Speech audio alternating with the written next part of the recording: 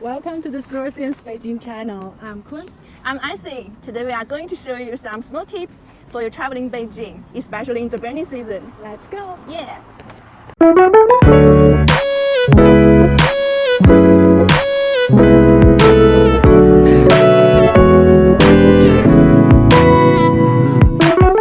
So now it's 2:15 p.m. Beijing time, and we are standing outside. It's very hot, and we are feeling we're melt basically in each second, and that's why we think it's very necessary to show you this video about how to protect yourself from this sunshine when you are traveling in Beijing. Especially imagine you are walking through the Forbidden City where there's no tree in that big places, and it's very essential to protect yourself very well. So let's have a check. Wow, it's quiet. Nobody is here. Well, I'm now in a very interesting coffee shop. It's located downtown in Beijing in a traditional Beijing style house, which is called Siheyuan. It's in the middle of this garden. There is a huge tree.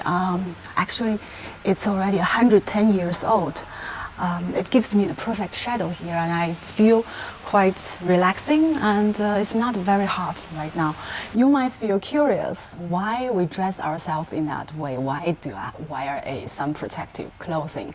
That has not only cultural background but also really scientific reasons. So first of all, I want to tell you about the cultural background. There is even a saying that a fair complexion is able to cover 100 folds. So people really like to keep the skin color fair and light. The second reason why people pay so much attention to sun protection is because in the recent years, there are a lot of advertisements proclaiming that sun protection equals anti-aging. So people really take care of their skin and want to look younger, so that they really want to use a lot of sun protective products. And the scientific background behind is the ultraviolet index, the UVI.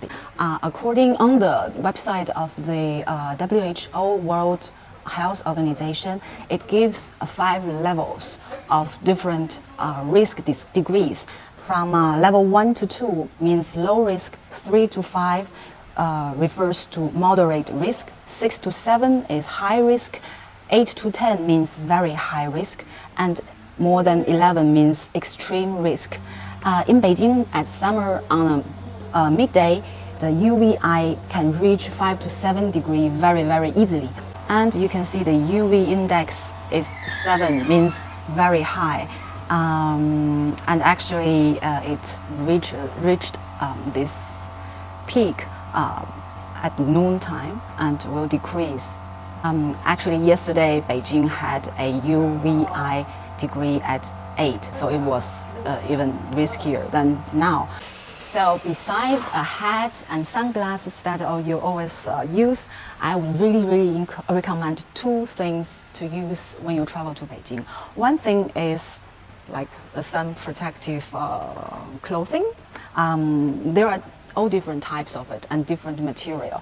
Mine is very light and breathable, and also it has cool fabric, and I like this kind of fabric because it gives my skin a sense of coolness, and that's an extra benefit. The good part of my design is that it has a hat, an integrated hat, and this hat has this part which you can remove this part of the hat, but also you can have it on your shirt, and when you have your shirt on, it basically gives you extra shadow in front of your face, and that gives you more cover.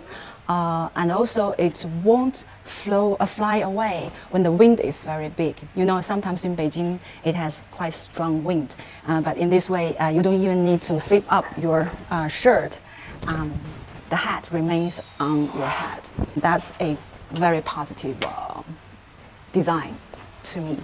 But if you don't want to use a clothes, you don't want to wear something extra because it's hot enough, but you really want to give your skin a little bit protection, especially on your arms, you can use this kind of sun protective sleeves. There are different types. Some are without gloves and might have gloves by chance. And in China, if you drive, very often you need to use this type of sun protective like sleeves. Again, this one has cool fabric as a material, so it gives you some very comfortable sense, and it cools down the temperature a little bit, and it fits very well, so it won't fall down, and it's actually very practical. And besides these two, there are also tons of funny and novel products every year that come up with the summertime. We have also checked some of them. Well, basically you can find this kind of little shops everywhere. In shopping malls, here you can find little fans. You can see this lady is trying one of them. And sunglasses, hats, all different kinds of sun protection items. This is a new invention in this year, I would say. Something that I've never used, but a friend of mine has recommended it. It's an ice neck ring. So you can wear it like this lady is doing around your neck. And it's like a permanent AC around your neck. And it basically drop body temperature for 8 degrees Celsius, like it is said. It gives you a kind of very natural cooling down feeling. And tip number 2 is to adjust your itinerary. Try to avoid outdoor activities in midday time and afternoon. Most scenic spots and parks in Beijing have very long opening hours. So they open very early in the morning, but also close quite late in the evening. Try to visit these places in early morning or just in the late afternoon. And at that time, the temperature is cool and the place is less crowded. You will have a better experience. For example, go to the Jingshan Park. For example, in the morning or in the evening, have a climb on top of the hill and have an overview over the Forbidden City. And here is a list of opening hours of some important tourist attractions and parks in Beijing. Instead, try to plan indoor activities for your afternoon. For example, go to take a massage, go to have an afternoon tea, or go shopping. Switch the usual travel habit or mentality. Use the afternoon time as an opportunity to get some rest, because Beijing offers great activities for nightlife. Most restaurants open until late. Some restaurants even have 24 hours service, like the famous Haidi Lao or Jindingxuan. Another fun place to visit is a night market. It's a great place to try local snacks and fashionable novelties. Ask your hotel for recommendations of night markets nearby. If you don't have one nearby, Guijie is always a great choice for midnight snacks. One thing that the locals of Beijing love a lot in hot summer evenings is to eat kebab. If possible, at the streets, of course. It's called lu chuar in Chinese, literally strip skewers. The best matches are a cold beer, a smashed cucumber, that is a cold dish which made of cucumber and some garlic, and some boiled peanuts and edamame. A special recommendation of ours is that if your hotel is located downtown Beijing, especially within the second ring, ride a shared bike and stroll down the street in the night. Trust me, it will make one of the most memorable experiences of your Beijing trip. The next one are tips to relieve summer heat. First of all, drink is always essential when you travel. One thing to remember that in China you can always get boiled water and for free at the stations in a restaurant and also in the bars, hot water is always for free to get. But I know you guys always want to drink ice cold water with ice cube, right? But when one is traveling, it's sometimes very difficult to get ice cube, and especially ice cubes are not something that you can always find in a Chinese hotel room. So how to get some ice cubes? One tip is to buy them in a small convenience store. Nowadays, in many convenience stores in Beijing, at least, you can buy them for a ice cube cup for about 3 or 4 RMB. But if you don't want to buy them, there are also ways to get them for free from McDonald's or Kentucky Fried Chicken. In China, there are also some traditional tea or drinks for hot summertime to relieve the heat, like the green tea, chrysanthemum tea, and also tea made of lotus seed plumule, green bean tea, and also a drink that is made of white gourd are very favorable. You can also use some balm and oil to make yourself feel refreshed, like a very famous one called Fengyou. It's medicated oil, and one way to use it is to have a drop here on your temple, and you'll feel the air around your eyes become like fresh, and yeah, with the air regulation, I think circulation, and you feel more energetic.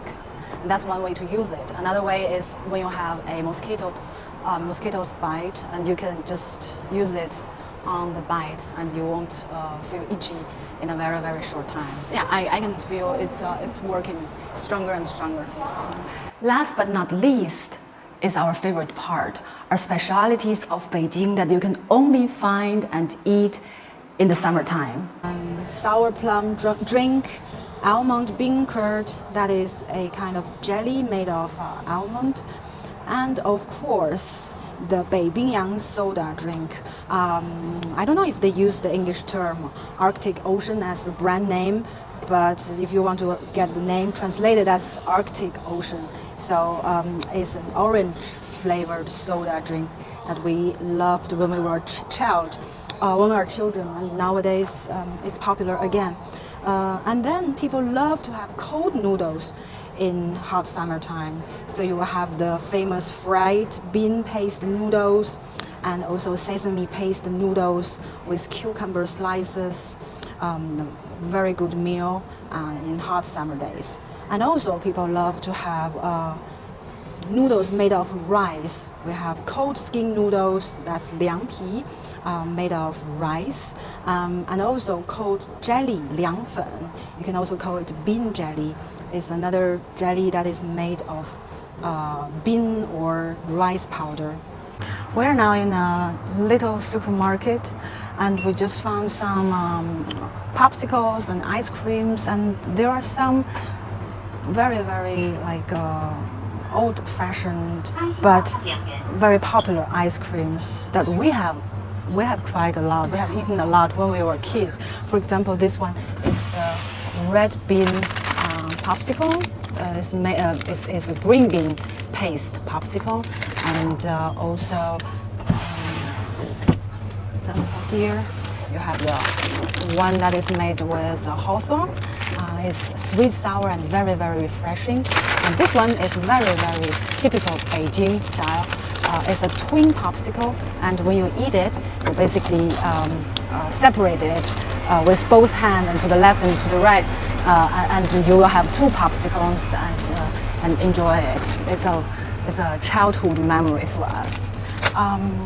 Another one that is very, very popular nowadays is this kind of popsicle of old style. That's the name, Lao Binggui. It's old-fashioned popsicle. It's not with milk. So basically, it's a kind of ice with some milky flavor, but not really with cream, and that makes this popsicle very refreshing. And it's not sticky, and it's like you drink some water. And this is also something from the childhood. It's actually a tube it's a juice tube, and it's frozen. And so when you can drink it when it's melt, but you can also eat it when it's frozen. So many childhood memories you can still find. 咱俩买一个什么呀？买一个这个嘛。So it's also something you share with your friends because.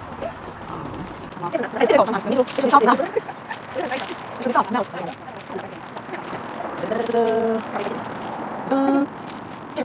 Yes. Alright, we hope you have enjoyed our video for today. If you like our content and want to keep updated about traveling in Beijing and also to know the coolest place to visit here in town, please subscribe to our YouTube channel and also visit our website at sourcians.com. And also, please feel free to write down your comments and questions here below. We will be very delighted to answer your questions and get back to you very, very soon.